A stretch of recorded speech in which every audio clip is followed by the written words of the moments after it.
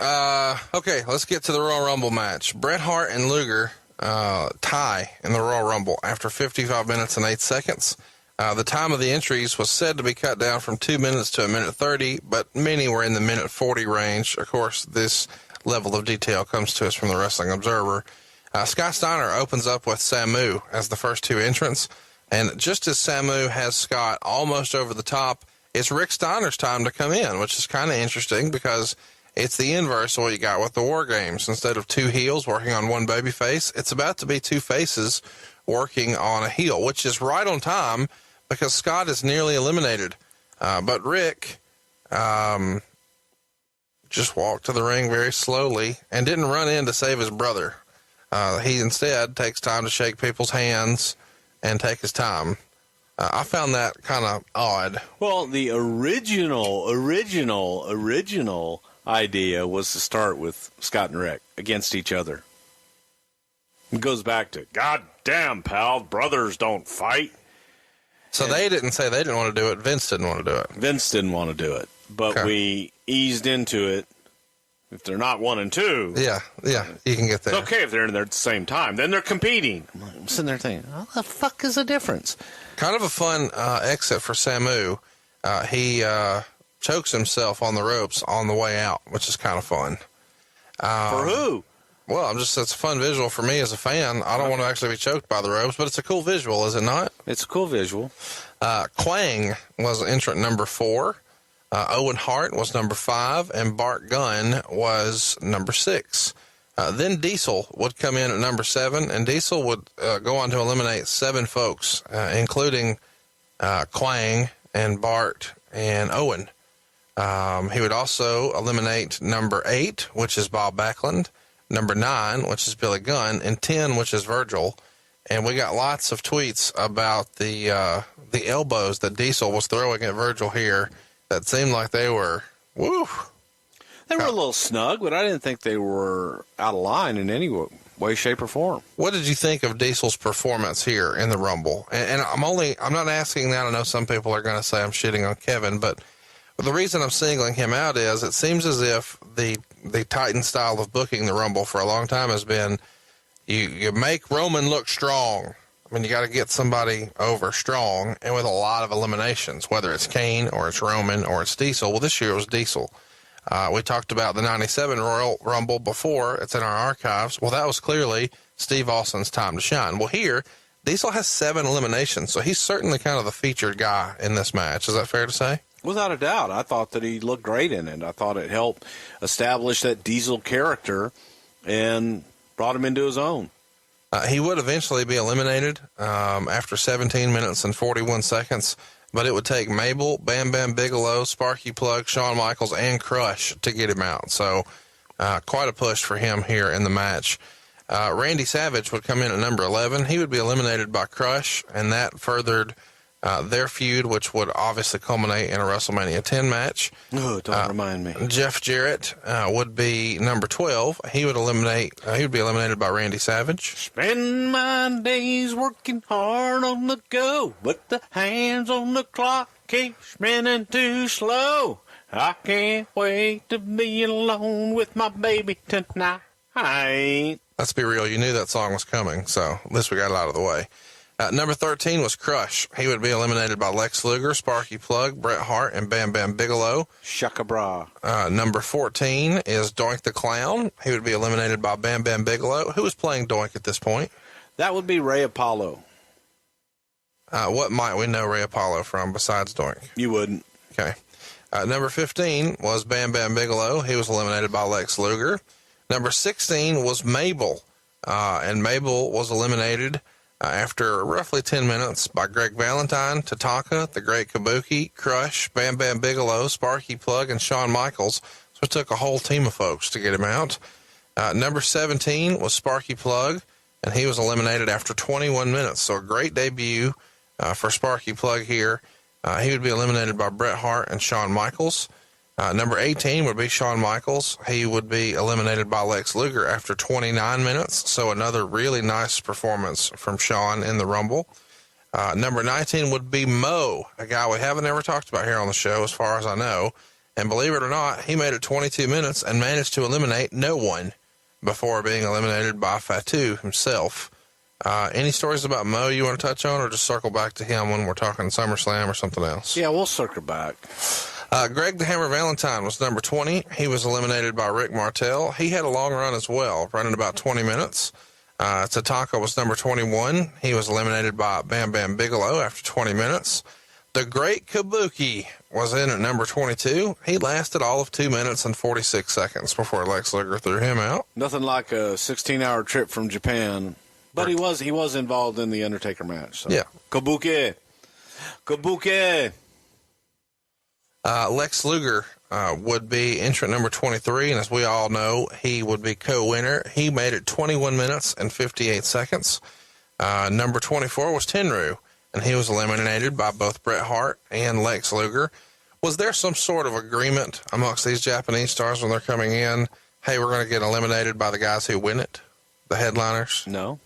Okay. It just seems like to me, if they're going to be thrown out and they're coming over and doing a favor, they should be thrown out by the tippy top.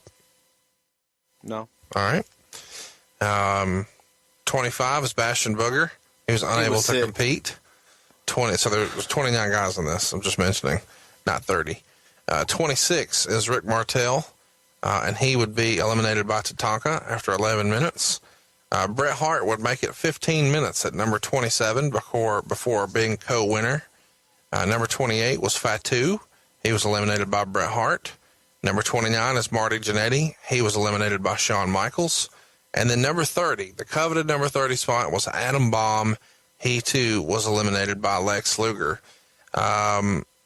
Luger had 6 eliminations in the match. Bret had 4. Bam Bam Bigelow had 5.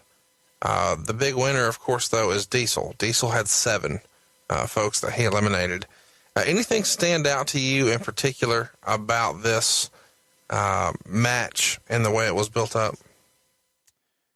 No, it was pretty much built up for that one purpose. Obviously, Bret came out late, with the injured knee from earlier on in the night. So people didn't know if Bret was going to make it. Will Bret Hart actually be in the Rumble match itself? And then Bret came out, Spirit of 76, for lack of a better term, to come out and be one of the last 2 people in the match. So it was a good story throughout the entire night, from the tag team match with Bret and Owen to Bret, is he going to make it, is he not going to make it, to actually being one of the winners. Because again, to the people that read and call out in California and critique everything and choose not to find any joy in anything, that they would look at Bret and Owen earlier in the night and taking Bret out on a stretcher is, oh, well, that's how they're going to get Luger over in the Rumble. With the way Diesel eliminates Bob Backlund, because Backlund was a firm heel here, doesn't it start to tease that Diesel's going to be a babyface here? Or when do you think the Diesel babyface turn really starts, if not here? This wasn't so much. Turn your mic on, it'll be more helpful. This wasn't so much the turn of Diesel or even experimenting with that. This was more the experimenting of seeing how Diesel would be as a single. Okay.